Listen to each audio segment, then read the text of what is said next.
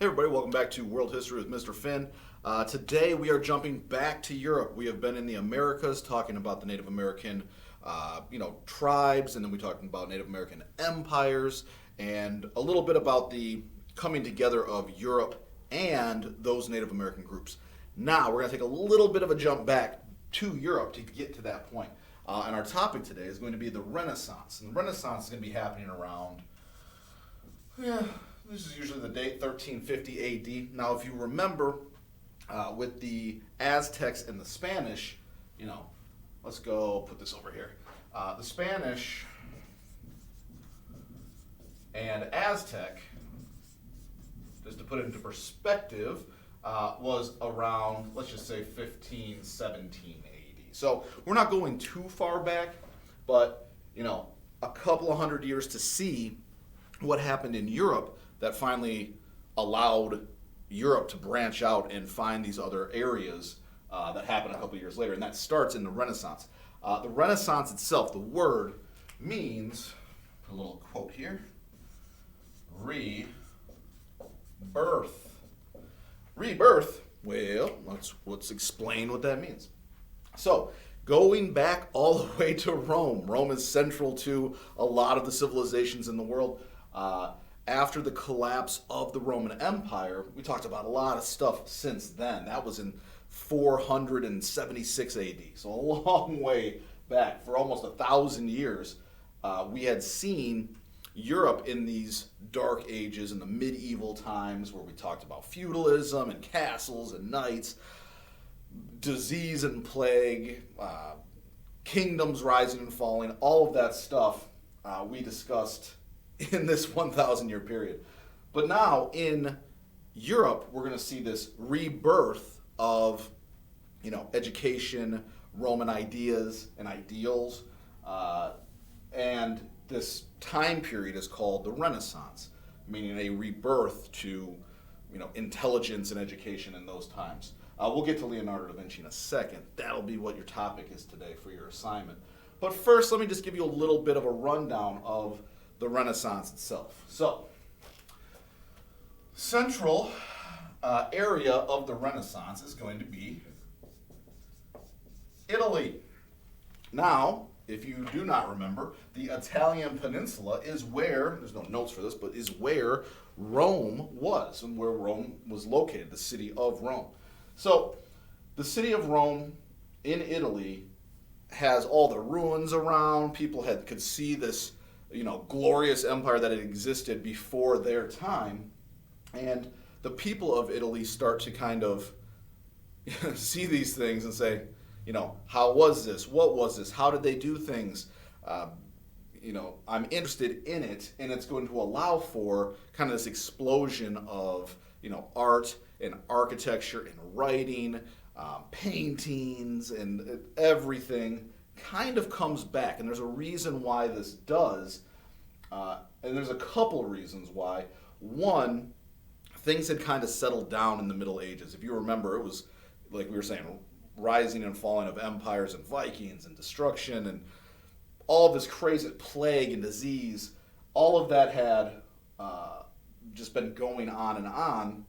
But we also, we talked about the fact that there was a mini ice age. It had thawed out. There was more food production. Cities started to come back in Europe. And that is going to lend itself to allowing for this to happen. One of the big things, too, is, we'll get to Leonardo da Vinci kind of now, is going to be something where there is value on the individual. What does that mean?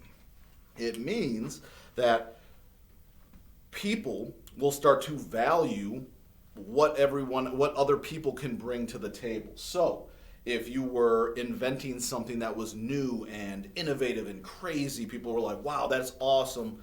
We're all about that.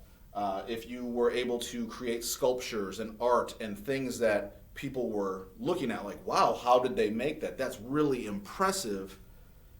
That becomes something of value. So the value on the individual and what an individual can do is really an important part of the Renaissance. Because before the Renaissance, really it was like, I'm just trying to stay alive. I'm trying to, farm and stay out of trouble in my small area, my village. There's a lot of upheaval. Now all of a sudden things have calmed down, city populations are going up, and people kind of look around and say, hey, what can you do? What can you do? Money has come back, so there are people who have money and government. All of that stuff is going to be something that spurs on artists and inventors and people like Leonardo da Vinci. He is an everything. He is a Renaissance man. There's a value on the individual, but really the individual knowing. My favorite word for history, knowing stuff. Very educational term here, knowing stuff. That means that you were valued as a person if you knew about government, if you could write, if you could do art, if you were an engineer, if you'd want to know about a wide range of things. That was valuable at this time.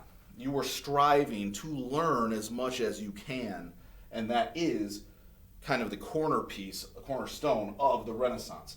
Nobody was quite as Renaissance-y as Leonardo da Vinci. There are, if you know the Ninja Turtles, the cartoon, you had Leonardo, Michelangelo, Donatello, Raphael. Those 4 Ninja Turtles were named after Renaissance painters, artists, Renaissance men.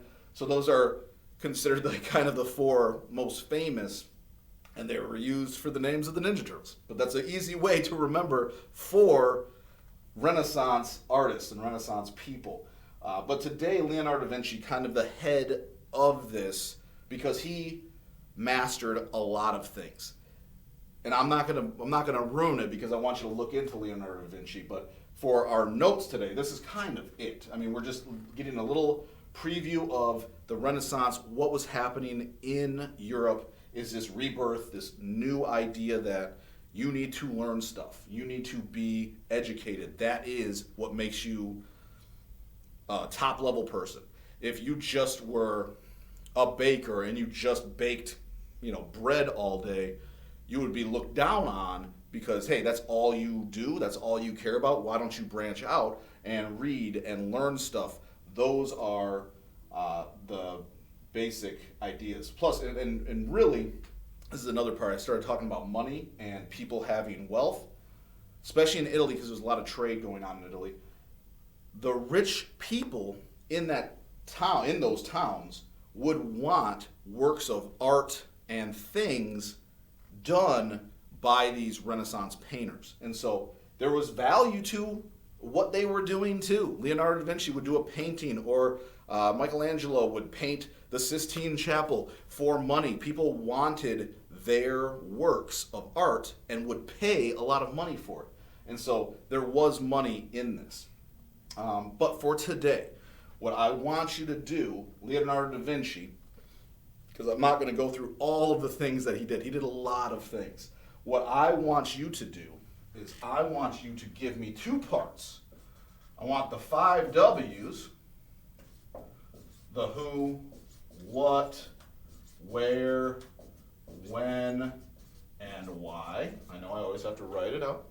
So give me the basic ideas, or who, what, where, when, and why. Like who is he, what is he about? And then the second part of this is 5 things he did. All right. So he did a lot of stuff.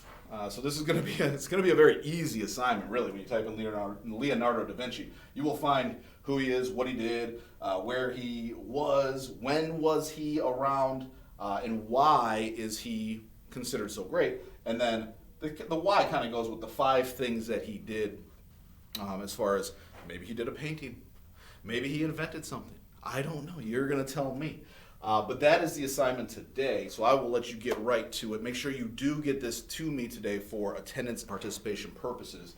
But on that note, right here, I will see you next class.